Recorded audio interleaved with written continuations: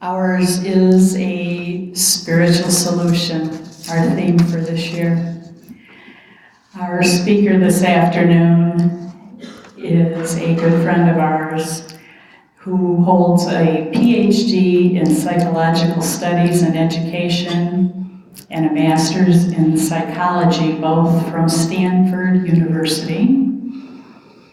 With over 30 years in recovery, our speaker has helped me and many other women to improve their lives by sharing her experience, strength, and hope. Our very own friend, good friend from Canton, Michigan, please put your hands together for Gigi L.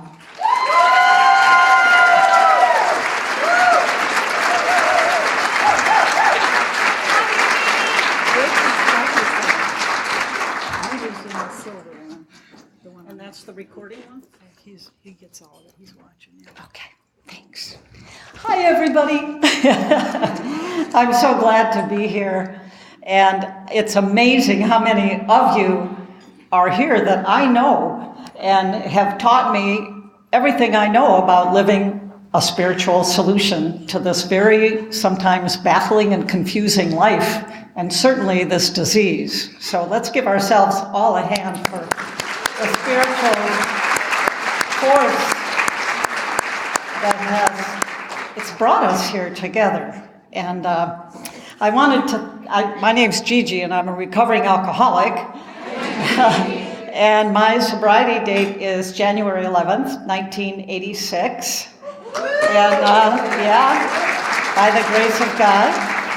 And I've had a few home groups. I got sober in the Dearborn area, and so I went to that Monday night St. Paul of the Cross meeting. A lot of you I met there. And then I moved to the Ypsilanti area, so I went to meetings there quite a bit. And then Ann Arbor. And in 2016, I moved to Canton and had the pleasure of discovering the PC Alano Club and the wonderful women there too. So I have several home groups. My current one is free at 3 at the PC Alano Club. And I love those women. We have a special women's table. So to do something like this talk does require a spiritual solution because it's a rather daunting thing to do. So I brought my little friend, my little angel. I actually almost forgot her, but I turned the car around and went and got her. So she helps me with a spiritual solution. I also need to be a little organized, so I'm going to keep my eye on the time. And then I'd like to ask you to join me in it's a prayer. I'm going to say the first part and you just repeat. And I think as you hear the words, you'll see why it's relevant. So, may we be at peace. May we be at peace. May our hearts remain open. May our hearts remain open. May we awaken to the light of our own true nature. To the light of our own true nature. May we be healed. May we be healed. And may we be a source of healing to all others. And may we be a source of healing to all others. Thank you. Thank you. As you can tell, that is a spiritual prayer, but it's actually Buddhist in nature. So the spiritual solution we'll be talking about doesn't have to come from just one conception or any conception that that anyone else creates for you. And that's what I've loved about this program, is that I had the permission to discover my own higher power. Today I'll use the word God, but if that is not your word, just please substitute your own. I'll use higher power, loving power, love, many, many ways to think of this power that has enabled us to, one day at a time, conquer this disease and the other diseases that we have. So we've got our angel here. I took my sponsor in the bathroom and another dear friend and prayed before I talked. So, to do hard things, it takes a spiritual solution, right? Getting sober is a hard thing. Living from our heart, from our spirit, is not always easy. It's kind of scary sometimes. So I've brought to bear everything I could to this talk. I did want to thank the committee, and I appreciate them all being up here and starting us out so well, and I love their little bookmarks. Each one had a different saying, and they made sure there were no repetitions at the table. They were very cute. Put these little things on, and they took me to dinner last night. A free dinner. And that was really great. So I wanted to talk about what a spiritual solution is, and then tell you how I was seeking every other kind of solution I could, and then how I came to find a spiritual solution. So we have, I believe, the center of each of us is that light and that goodness and that divine spark and the true self, your God self, your higher self, Holy Spirit. But it's this piece of us that has always been with us. And that's the part that we want to be living from, because that's where the spiritual solutions come from. The problem is that we covered it all up, and other people helped us cover it all up. In our families, our teachers, the addictions, the codependency, we just were piling more and more shame and perfectionism and all the character defects, all that stuff of I shall manage covers up that light in us. Here's one of the greatest miracles of the program, and I'm sure you've experienced it. Nod your head if you have. When a woman comes in to a room or sits at a table for the first time and they are covered in shame, you and we can see that light, right? Isn't that a miracle? She can't see it. I couldn't see it when I walked in. But there it was, and other people saw it in me, and they responded to that, and only that. And they were responding from their light, so there couldn't be any ego or manipulation or fear or lack of trust or anything that I had experienced with other groups of a spiritual nature. That was a gift. So our job in recovery is to flow the spiritual solutions in through the love of the fellowship, working the steps with a sponsor, service work, and that dissolves these blockages that have covered up our light, and then we can live more and more from our light and be a person who can give and receive love. Now, when I came in here, I didn't have that solution. I didn't know. All I knew was that I was all clogged up and I was mostly bad. So how did I get to that place? Well, when I was born into an alcoholic family, how many of us had come from dysfunctional or alcoholic families, where basically what happens is our needs are not met, right? And then we begin to invent ways to meet our own needs, right? So I was the youngest of 4 in an alcoholic home, and I was kind of the lost child. By that time, my parents were into their disease, and my mother was totally focused on my dad. And I just didn't really, my older sisters tried to do what they could. But basically, I didn't feel that I was worth anybody's care.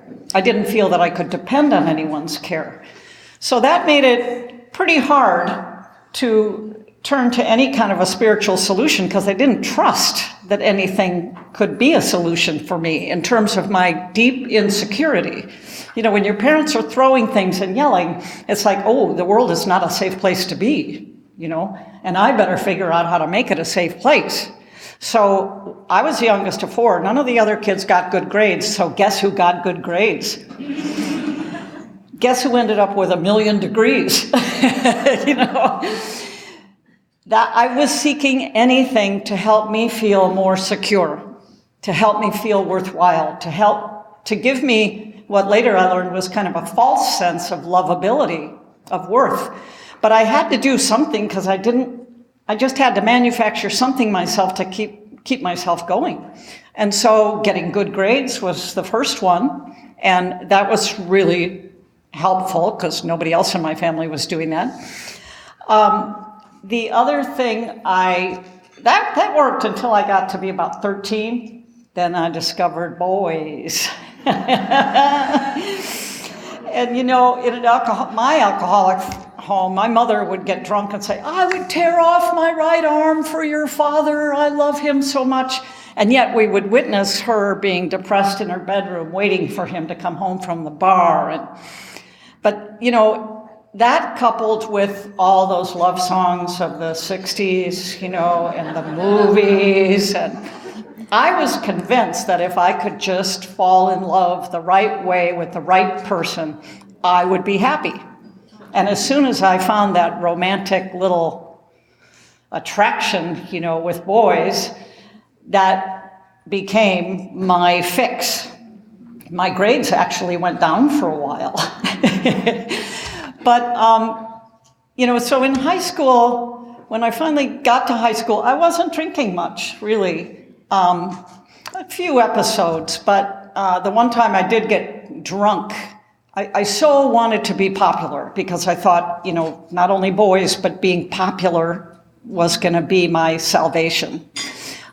So, of course, I was drinking with all these people and jumping off the high dive, and that was the first time I ever got drunk, and they just loved it. Oh, you were so much fun. And then I ended up with my arms around the toilet.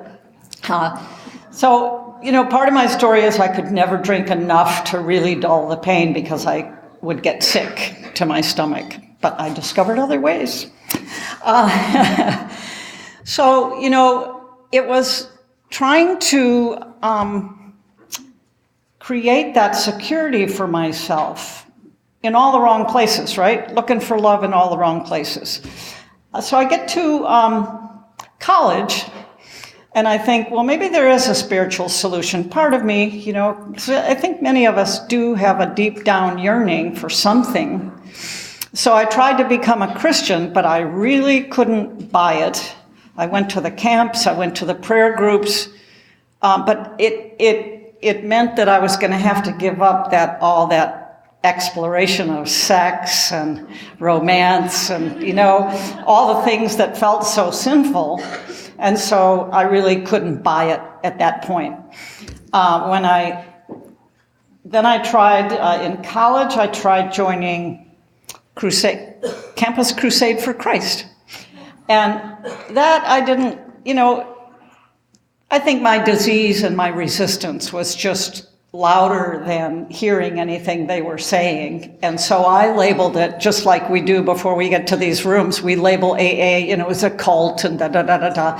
And I labeled that as, just, they were out to just recruit people that, so I couldn't really buy into that. So in college, things went along pretty smoothly. I didn't drink very often until the first time I knew there was a problem. My boyfriend from a particular fraternity had graduated before me, went to the Air Force, and I went to the fraternity's big Polynesian party, right? And they had this really good punch.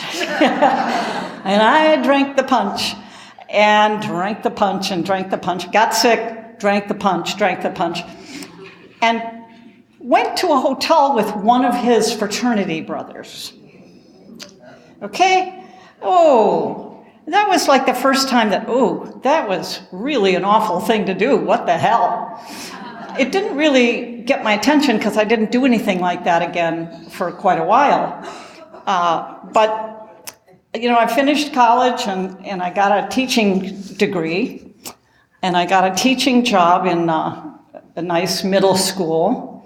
And there was a very artsy-looking music teacher there who was quite taken with me, and I was quite taken with him.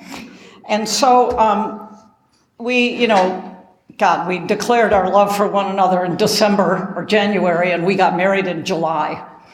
And he was 12 years older than I was. But I was in love, this was it. And so his name was Art. Remember that name?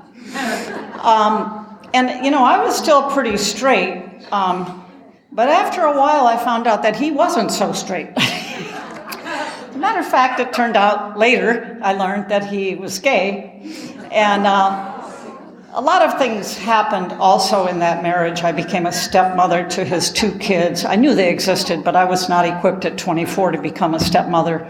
And I was really in a lot of emotional pain because my solution of finding the right and perfect marriage was not working at all. And so the art teacher at that school had a little connection with marijuana. And the first time I got high, I thought, oh, this is BS. But the second time, it took away the pain. And I didn't get a hangover and I didn't throw up. So I really liked that. We were all going to therapy, and I'm in the therapist's office crying all alone that day. I can't leave, and I can't stay. And the therapist said, why can't you stay? Or why can't you leave? Well, the therapist knew that my husband was gay, but I didn't.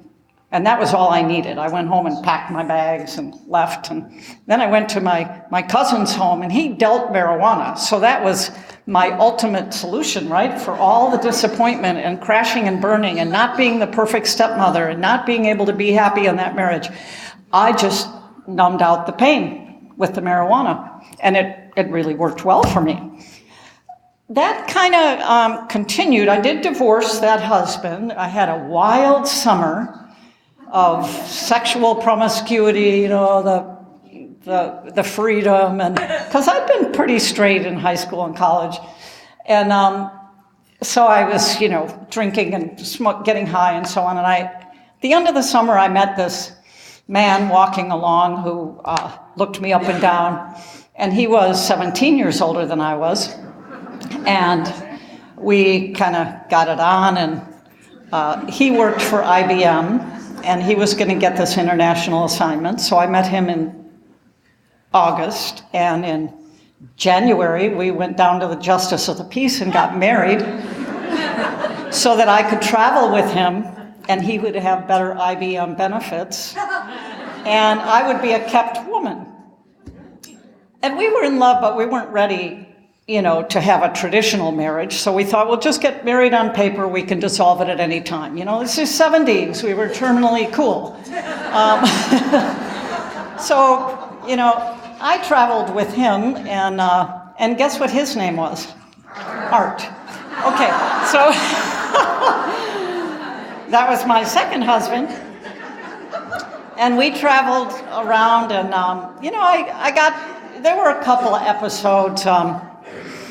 One of the places we lived was Hawaii, and he was working for the military, and we went to a party with the general, and Gigi had a few too many drinks. And I'm leaning up against the general, and it was not a pretty sight. And then there was the time that some of the military wives wanted to try some marijuana. So guess who provided it? And, it was ugly. Anyway, those kinds of episodes, because it was a contract marriage, of course, I had permission. He was traveling a lot, so I would, get high during the day. I started having little affairs, And you know what was sad? There I was living in Hawaii, and I was so miserable. I kept asking myself, why am I not happy? I'm living everyone's dream, and I didn't know that when you use a lot of marijuana, the times you're not using it, you're depressed. I was.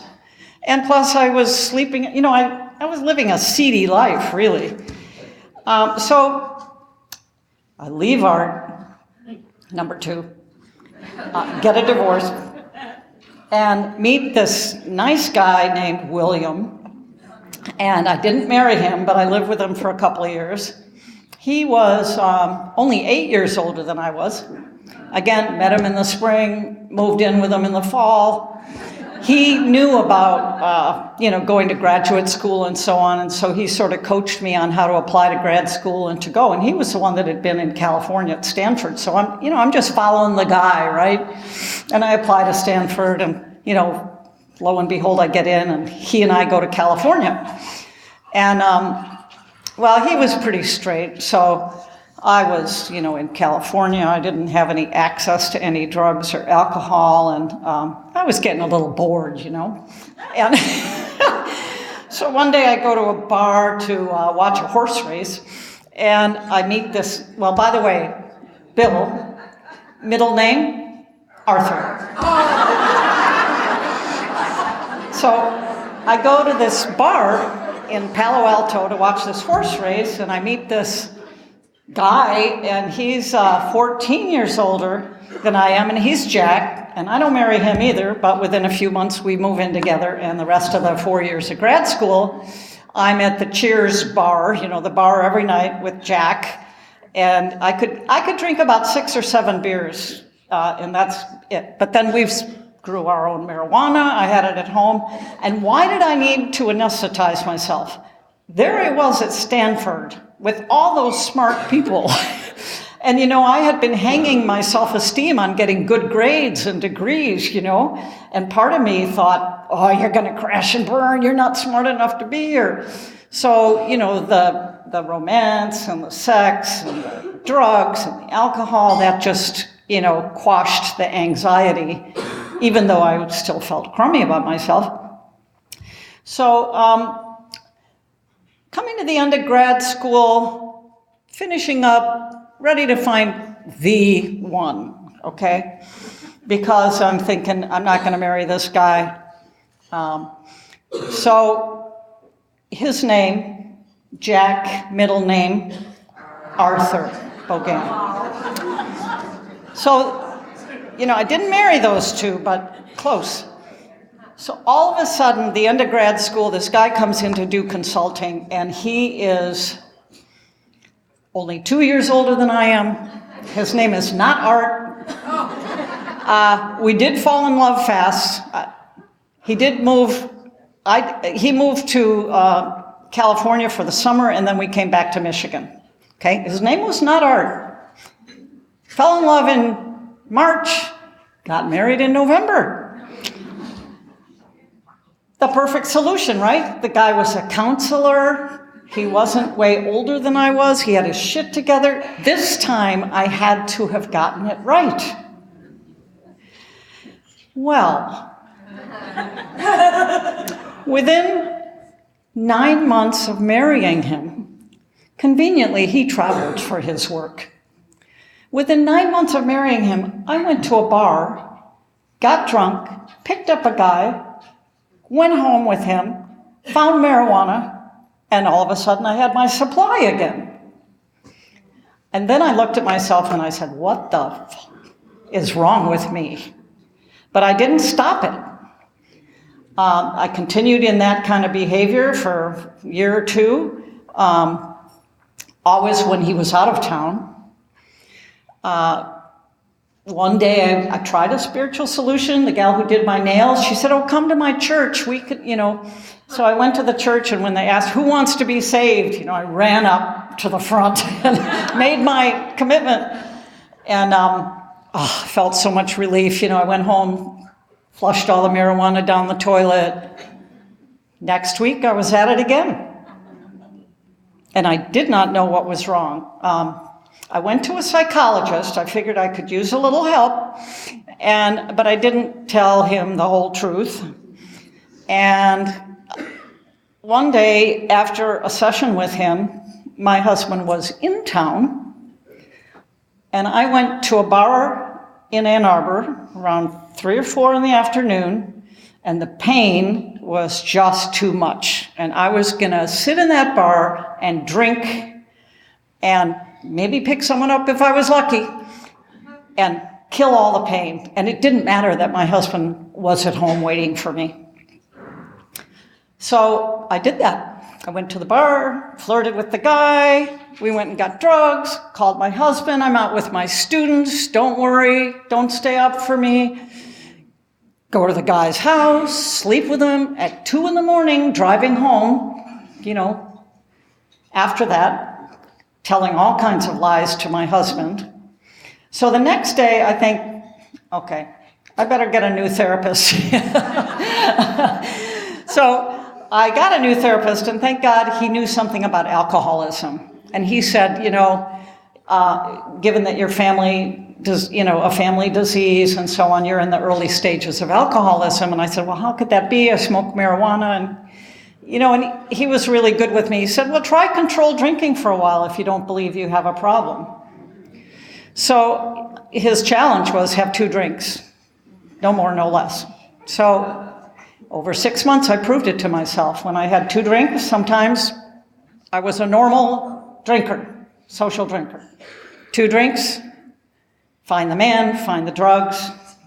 2 drinks, social drinker. 2 drinks, and unfortunately, the pattern was not that discernible. Eventually, I realized that if I even had 1 drink, I was going to do something really dangerous for me and for other people, and I was going to feel horrible about it.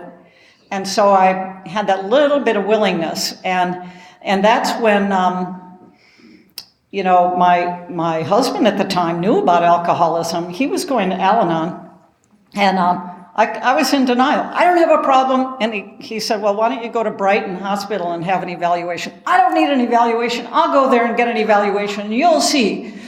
So I went there, and what was cool was the guy saw both of us.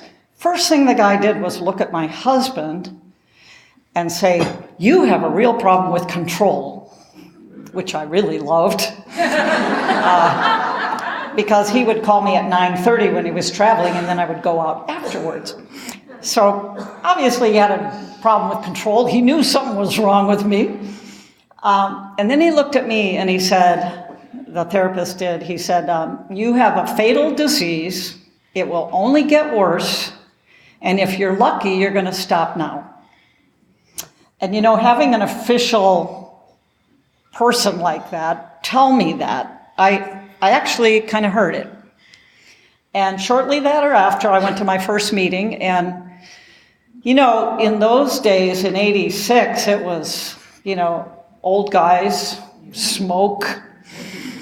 How was I going to relate to these people, The miracle is I felt completely at home. I could relate to their stories. Something happens when we walk in the rooms, and that is kind of the first spiritual solution that we get an inkling of, is that there's something going on here, and these people are not acting crazy in their lives like I am, and it's working for them, and maybe it'll work for me. So I went to meetings for about maybe 3 times a week for about 6 months, didn't drink, didn't have a sponsor, and I started to get a little, my little kid inside, these other women have sponsors, and their sponsors there for them, and they can call them anytime. Well, that's something I had never had in my life, right? My parents hadn't provided it. The guys I fell in love with hadn't provided it.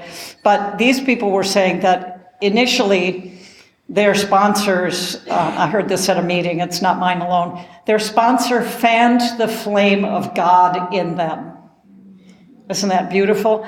And so it's like the first completely giving love with no strings. And that is a glimmer of a spiritual solution, because I can feel that love coming toward me. And then, after a while, I met this really nice couple, and they one day they looked at me and they said, I can see the light in you. I didn't think there was any light in me, because I had covered it all up with shame, perfectionism, people-pleasing, codependency, I shall manage, and all my solutions had not worked. Here I was with 3 divorces, going out and picking up men, and thinking, what the hell's wrong with this picture? And here's what's worse, and people have said they can relate to this. I got a position at Eastern as a lecturer, and eventually, assistant professor. So one part of my life looked really neat and tidy and good and achieving and clean. And then I had this seedy little secret life. And that dissonance was hard to live with too. And I think, just the sheer pain of living such a nasty life was enough to get me in here. So, I started on a spiritual solution. I had a feeling there was some kind of a solution that people had. I certainly understood that people were healing. They were doing the steps, and they kept saying, do the steps with a sponsor, do the steps with a sponsor, because I was just going to meetings. So finally, I got up the courage to ask someone to be my sponsor. I didn't believe I was worth someone's time to ask them to be my sponsor. I hadn't been able to rely on anyone to be there for me. But the sponsor said she would. And she led me through the steps. And that was a gift. The first step was not such a problem. I already knew I was powerless. Boy, did I know my life was unmanageable. But the second step, where this power greater than myself could restore me to sanity, whoa, I had tried religion. All my bullshit detectors had gone off. I wasn't going to become a Christian. If I turned my life over to God, they was going to make me into a nun. I was never going to have any fun anymore, right? And I was so relieved when they said, a God of your own understanding. And that people, talked about different ways. And they even said, and this is what it had to become for me at the beginning, was just the power and the love and the care in the room and at the table of the women. That really was the first. I couldn't get a hold of anything out here. And I wasn't going to try to define it, thank God. But that couple that saw the light in me, they took me to what used to be called the Church of Today in Warren, where the minister was Jack Boland. And he had a wonderful, I could listen to him and my bullshit detectors wouldn't go off. And I started learning about a loving God that could be there for me. And it didn't have to be any particular way, except it had to be bigger than my own fear and my own self-will, and then it would work. So, Unity Church helped me. Certainly I knew that my solutions were not working, so there had to be some other kind of a solution, and the people here were saying it's a spiritual solution, So I got to the third step, and that's probably the first prayer that I ever said sincerely that worked. When my sponsor and I said the third step prayer together, and she asked me to memorize it, and that I was turning my will and my life over to the care of God, not the control of God, not the forcing of God, but the care, the loving care and comfort of God. And that I'm asking, relieve me of the bondage of self, that I may better do thy will. At first I wanted to relieve me of the bondage of self so I can feel better, right? But really, eventually, it is that I can be a more spiritual, loving, giving person, which I think is God's will. And then, take away my difficulties that others can find hope. So that middle part was really important in launching into the other steps, because until we say the third step prayer, which is like a little bit of a contract, I heard someone describe it that way last winter, and I thought it was a really good way of, okay, we're going forward, God. You're going to take care of me, and we're going to do the rest of these steps, especially the dreaded fourth step. You're going to be with me, and it's not going to all smother me. And and my sponsor will be right here with me. And by then I had a few other female recovering friends who were healthy and farther along, and they could be there for me. So, what's interesting is that part of the third step prayer that says, relieve me of the bondage of self. Okay, so you know how I talked about how we have this light in us, but the bondage of self, my self-will, make it happen for me, fill my needs, dishonesty, all the things were just covering it up. And it was, relieve me of the bondage of self that I may better do thy will. So I'm asking God to be freed from the stuff that's blocking my heart and my light, right? But it's also a little scary too, because I was relying on those things to protect me, perfectionism, and so on. So in the fourth step, when we start on the house cleaning steps, there's really two things that I want to make sure that we remember. Number one, I was afraid if I tore that rubber or Band-Aid off, that all the pain would come spewing out at once, and it would smother me, and I would be nothing. I mean, there was a reason I had been denying it, right? And covering it up with booze and drugs and sex. So I was afraid of what was in there. I knew something was in there, and it seemed pretty awful. So the first thing is that my experience was not that at all. It was gradual, and only the things came into my awareness as I was ready to see them and have them healed. And I'll explain to you what those layers were in a minute. So the second part of that is it's going to happen in perfect order, and that's because we are relying on the care and guidance of our higher power, and it's like having the best coach in the world. You know, if you're starting to lift weights and they start you out at 1 pound or 5 pounds, and you think, oh, I can't lift any more than this. And then your trainer says, oh, you're ready for 8 pounds. And then, oh, I can't lift 8 pounds. And then you start lifting, and sure enough, oh, I can handle it. And then your trainer says, oh, now you're ready for 10. Oh, I can't do 10. You lift it. It was that way with the layers of healing for me with my higher power. My higher power was like a great coach who said, you're ready for this next challenge, and it's going to feel too big, but it isn't too big because I know you, and I know that you want to heal. So it's gradual. It's in perfect order. It's in God's perfect order. So it never did overwhelm me. I can't say it wasn't scary. Certainly looking at ourselves honestly, it's not a comfortable thing to do. And yet everybody else has done it who has stayed sober. And we know the ones who never do that often don't stay sober. So we're kind of between a rock and a hard place, right? So we're going to take the leap and do it. So I did my first 4th step with my sponsor, and the first layer was, of course, the alcoholism.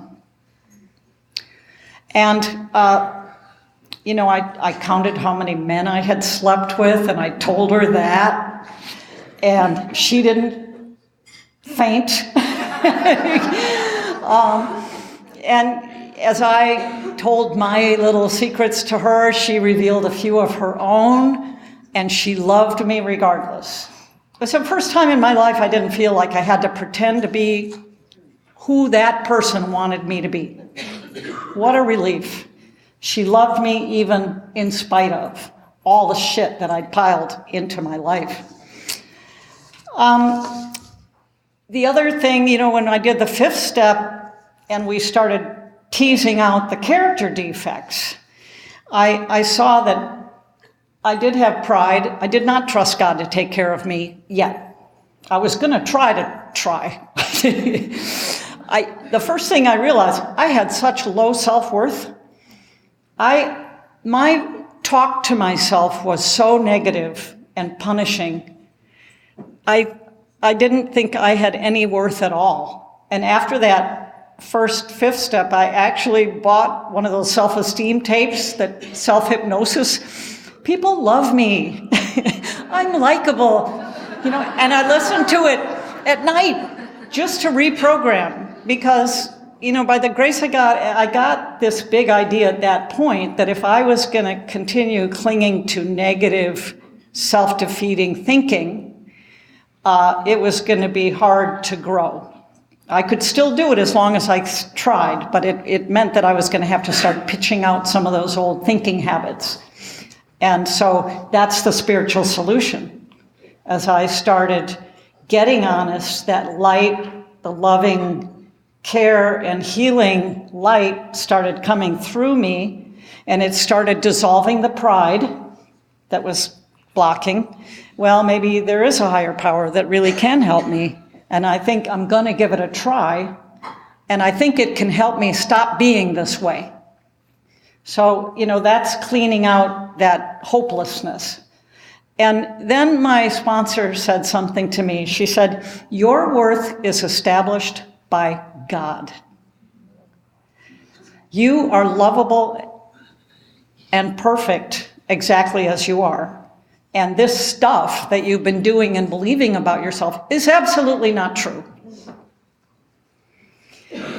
I don't know that I could buy it, but the idea that I could believe something better about myself than that was wonderful. And that's why I started out with that, may we awaken to the light of our own true nature, part of that prayer that we did at the beginning. Because that's what the spiritual solution is, right? To dissolve the blockages to our light so that we can give and receive love. The other thing I became aware of in that first step, fourth step and fifth step was my dishonesty. I did not think I was a controlling person, but I had been manipulating every one of those men to give me what I needed. Attention, etc., etc., etc. I basically made them my higher power, which is a big mistake. But I had no idea that I had a control issue. I felt like I was the victim, and then it became very clear to me. I had been manipulating, so I could feel good, all these things, and yet they still weren't working. So, that we become entirely ready, step 6, to let some of these character defects go. In my experience, I didn't let go of all my character defects at once. I saw many of them and I became willing, but then in those layers, they were relieved and cleansed. I was in therapy still with that same therapist, and I was learning how to some of the negative self-talk that I used. I had a sponsor who was loving me and reassuring me that God would fulfill my needs, that these character defects of manipulation I didn't need to do anymore because my safety was established by the program, my sponsor, my higher power. So, and I was going to tons of meetings, and I was seeing, isn't it amazing when we go to a meeting, how much more honest we're able to be with ourselves? It's hard to lie to myself when I'm going to meetings regularly because everybody else is being so honest, and I get honest with myself, and sure enough, they'll say something that is true for me, but I hadn't quite seen yet. So, I was going to tons of meetings, and so I was able to go on to the 7th step prayer, which to me is probably the main solution to everything, the main spiritual solution. Because the 7th step prayer says, "I'm finished trying to create my own solutions, God, because I know they're blocking your light and your love, and I'm going to humbly ask you to remove them." And so the part of it that says, "I pray that you now remove from me every single defect of character which stands in the way of my usefulness to you and my fellows." Basically, I'm saying, okay, this dishonesty I'm ready for you to get rid of, the manipulation, the control, I'm ready to be free. That was a huge relief. And by the way, I did do steps 8 and 9 too, and I made my list. And also, God was my coach. When, where, how to make the amends. I didn't do any before talking to my sponsor and my higher power. And my third husband, whom I did divorce after a year of sobriety, after a lot of therapy, I finally made amends to him. It took about 4 years before I made amends to him. And I didn't have to give him the nasty details. I just said, I wasn't able to be the kind of wife that you deserved and that I wished I could have been. That's the truth. So, after a year of sobriety, my higher power's looking down and says, this is a woman who really needs a man in her life. I mean, obviously. So I go to a meeting, and I had hurt my back, and I can't find a comfortable position. There are no chairs. I'm sitting on the floor, and this nice gentleman offers me his chair. And then I had moved out. I was on my own for the first time in my little house in Ypsilanti, and a bunch of them went out for coffee afterwards, and they invited me. And there was that guy sitting there at the table, and he had, I don't know, it was such a big deal back then in the 80s that it was a business card that was an electronic card, and you could punch the buttons, and you could put addresses and phone numbers into it. So he was passing it around. So what do? Put my little name and phone number in there. There was just something attractive about him. What was cool was I could tell, because I was having a spiritual awakening, that I didn't have to rely on that manic high of initial attraction. It didn't have that edge to it. It had a kind of, gee, what a nice guy kind of thing. And so for once in my life, he was 4 years younger than I am. And I took my time getting to know him because I was in therapy. I was working my steps. I didn't crawl in his back pocket and make him my higher power. I stayed hanging. I actually put a governor on myself and only let myself see him twice a week because I needed to go to my meetings. I needed to keep my female tribe around me, and I wasn't going to make him the center of my universe. Being in therapy helped a lot, and my meetings and my sponsors. So to my amazement, that relationship, 2.5 years after meeting him, we got married. Now I've been married 4 times. And guess what? We just had our 30th anniversary this year.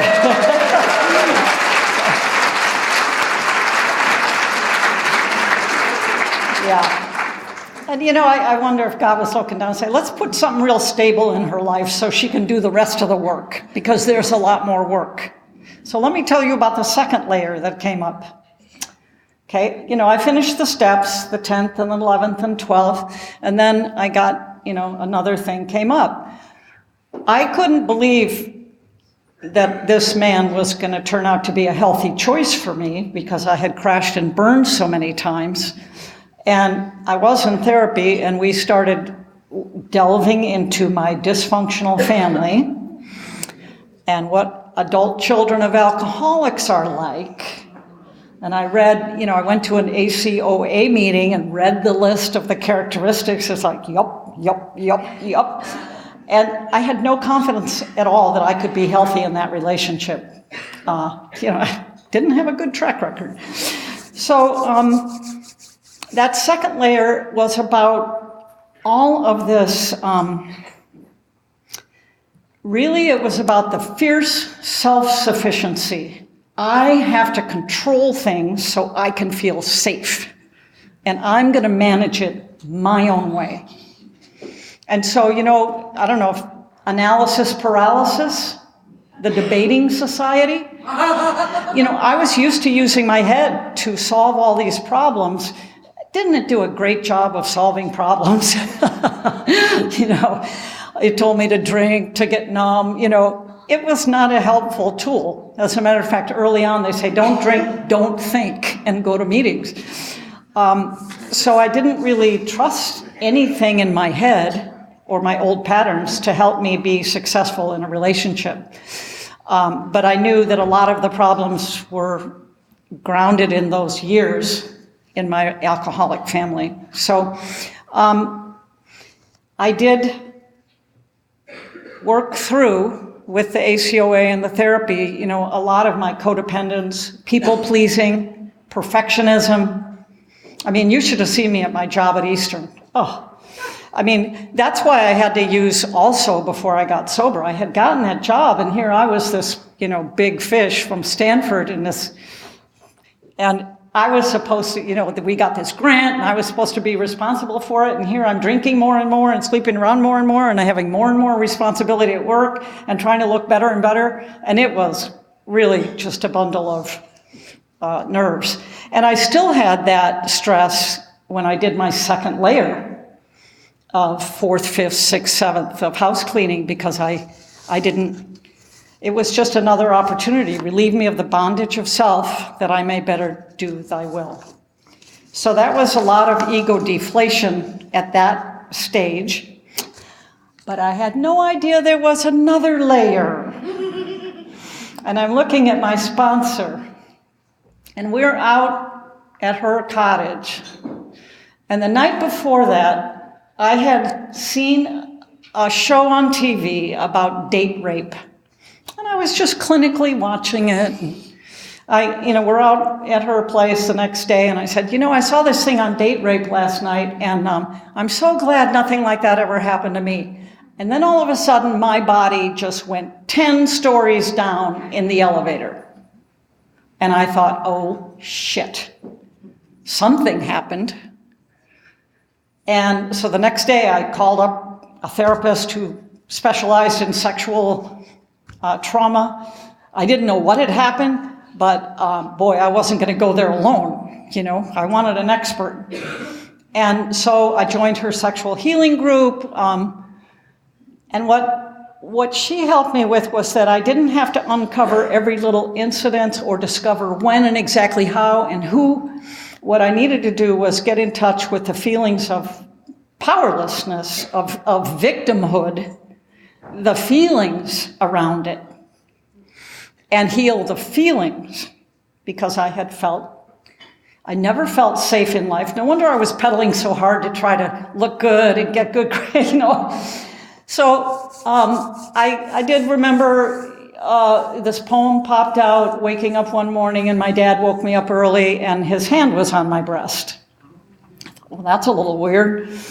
And then my sisters and I used to joke about this, and I didn't think anything of it until I started getting honest. But when my dad would hug us, he would put his thumb on the side of our breasts. He'd hug us like that and cop a little feel in the soft tissue there. And my sisters thought that was kind of cute, because my whole family was in denial about my dad, right? Well, I'm sitting in the sexual healing group, and I tell this story, and all their jaws fall on the ground. And that was the end of my denial, that was an appropriate, cute thing. It was not appropriate, it was not cute, and who knows, whatever happened, whatever else happened, but those things ripped away a feeling of security and safety for me. And then I got in touch with the rage toward my father, finally. And I wrote him that angry letter that I never mailed. And, that therapist was with me to handle the anger, because I'd been such a good girl. And eventually, after a year of working through all of that, I felt solid enough to, at Thanksgiving, this was a year before my father passed away, I asked him for a little time, and we went into a side room. I left the door open, and I said, when you hug me in this way, it makes me extremely uncomfortable, and I'd like you to stop it. That was the scariest words I've ever uttered to anyone. I can tell it here, but then, because it was me claiming my power to be safe, to set the boundary.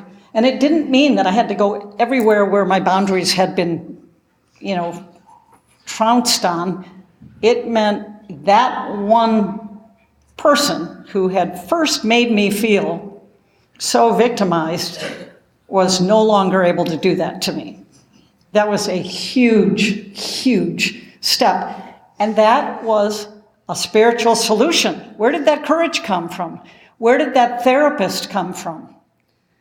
Where did my sponsor be there? And God, the coach, the perfect coach, said, okay, you're strong enough now to realize this. That was all a spiritual solution. And doing the steps, sticking with the fellowship, doing service, all of that was completely healing, and that was a big move forward for me. I'm going to move on to the 10th step because our time is getting short, but that's just continuing to ask the spiritual source to show me where is the bondage of self currently happening. Anybody here gotten rid of all the bondage of self? My experience is, if I'm asking God to grow spiritually, then I'm continually being shown ways that I'm blocking God's work in my life. Because I'm human, right? I'm a spiritual being having a human experience. And as a human, I think, everything's going to come out to get me, my fight or flight. And then I remind myself, okay, I'm a spiritual being. It's a spiritual solution. And that's why before I came in here to do this talk, I'm in the bathroom with 2 friends praying. That's the spiritual solution. When it's a messy situation, when it's a scary situation, when it's alcoholism, sexual abuse, physical pain, all of that gets me humble enough so that I do that 7th step thing. God, please remove this from me and anything in me that's getting in your way of working in my life so that I can work in other people's lives. So the consistent clearing, in my experience, goes on because I do want to grow spiritually. 11th step, everyday practice, prayer, meditation, connecting, meetings, service, everything that connects us to God. And, one of the quickest paths to God we know is helping others. But have you ever been in one of those places where you feel like you can't really connect with God? And then you start praying for someone else. And all of a sudden, when I pray for someone else, I get more connected with God. It's a very strange thing. Not, just praying for good things to happen. Practicing the principles in all our affairs. If I'm on this earth, I'm going to find situations that scare me or make me want to control them or worry me. And it's always a spiritual solution. Do I grab that solution immediately? No. But the thing about continuing this program in the 12th step and giving to people and seeking a spiritual solution and practicing the principles in all our affairs is that we are learning that the truth of us is really good, and that's the place we can operate from. And so when I get scared and start believing the lies, you're not okay, you got to be perfect. Oh, did I have that whispered lie going? This talk has to be perfect. And I did a lot of spiritual work with it. I went to a ton of meetings this week. I meditated more. These tools that we have really work. And when we're uncomfortable, all we have to do is step up the footwork, And my main footwork is praying and meditating, reading spiritual texts, lots of different spiritual texts, meetings, working the steps with my sponsor, service, and reading the literature. Did I already say pray and meditate, meetings, doing the steps with my sponsor, service, and reading inspiring literature. At first, it's always AA literature, but in that 11th step, Bill W. says, take advantage of the other spiritual traditions and learn from those. And I've benefited quite a bit from that. So that's how we keep our spiritual solution coming. And I wish that we all connect with that spiritual solution as often as we can. And if it takes us a while, it's okay, as long as we eventually do reach for the hand of God. Thank you.